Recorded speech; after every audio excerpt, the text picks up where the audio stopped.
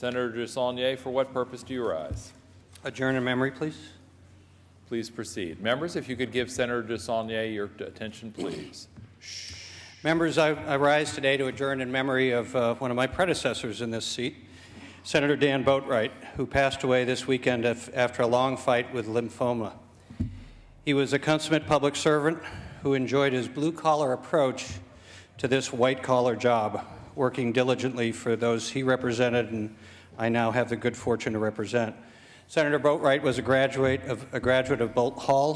He was a longtime attorney who practiced and had a firm in downtown Concord. He served as Deputy District Attorney, a member of the Concord City Council, the Mayor of Concord, before being elected to the California Legislature in 1972. He served 8 years in the Assembly and 16 years in the Senate before being termed out of this House in 1996. The Contra Costa Times longtime political editor, Pat Keeble, once referred to Senator Boatwright as the polyester poet of the California State Senate because of his political style and ability to wax politically about issues of the day. And as an aside, there's a wonderful picture of the current governor of the state of California when he was in his first term was Senator Boatwright, and his then chief of staff, Barry Brokaw, who's in the back of the chambers, and they were all wearing polyester suits, and I'm sure Barry would be proud to provide you with that picture if you would like to see it. Senator Boatwright was a Democrat who got along well with Republicans and helped broker deals consistently with his colleagues across the aisle. He worked in a cooperative, bipartisan way and found that it was always better to work together than to do political battle with rants and diatribe. He was chairman of the Assembly Revenue and Taxation Committee, the Assembly Ways and Means Committee, Senate Elections, Senate Revenue and Taxation, Senate Appropriations, and Senate Business and Professions. He started the suspense file, I'll be happy to hear this, as chair of the Assembly Ways and Means Committee after the passage of Prop 13 because the legislature was being pushed to backfill the money that local governments were losing and needed to better watch how the money was spent. He created the 28-8 rule as chair of the Senate Appropriations Committee. And as chair of the Senate Elections Committee, he authored the 1981 reapportionment plan for Senate and congressional districts.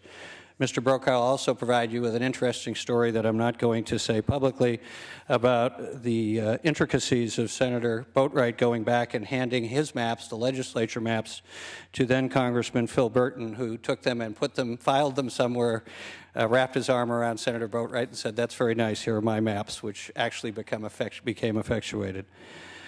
Senator Boatwright was instrumental in a variety of East Bay transportation projects, including the widening of Interstate 680 and the reconstruction of I-680 and Highway 24 in Walnut Creek in the East Bay.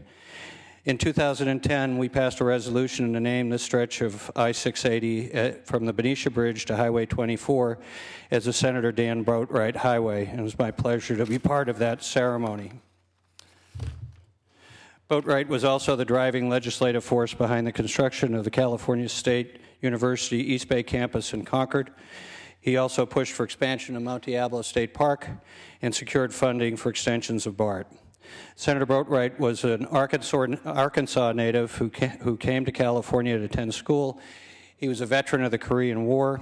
He is survived by his wife, Teresa, and his sons Danny, David, and Donald, and his brother Vaughn, and 5 grandchildren.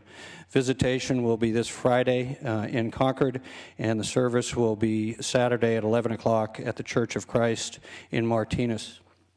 And then lastly, just on a personal level, I remember over 20 years ago, after getting elected to the City Council and coming here and sitting in the back when Senator Boatwright sat at Senator Lowenthal's desk and watching this chamber when there was a lot of people who had served as much time in this chamber as Senator Boatwright had. I remember going to his office in what's now Senator Vargas's office and having a wonderful conversation with him. And I often think as I walk through the chambers that and go past the pictures with Senator Boatwright's and a couple of them of this chambers of that scene in Dead Poets Society when Robin Williams tells those young people about how he takes them out in the hallway and looks at old pictures of people who used to be in that school, in that church, in that classroom, and how, in Williams's words, carpe diem, seize the day, which is an expression Dan once shared with me.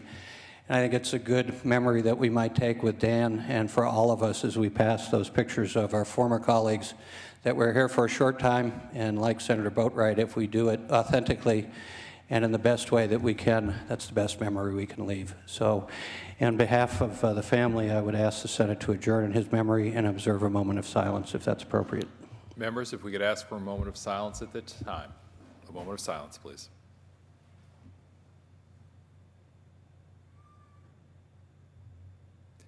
Thank you, members. Thank you, Senator DeSaulnier, and please convey the sympathies of the Senate as well as thanks for years and years of public service.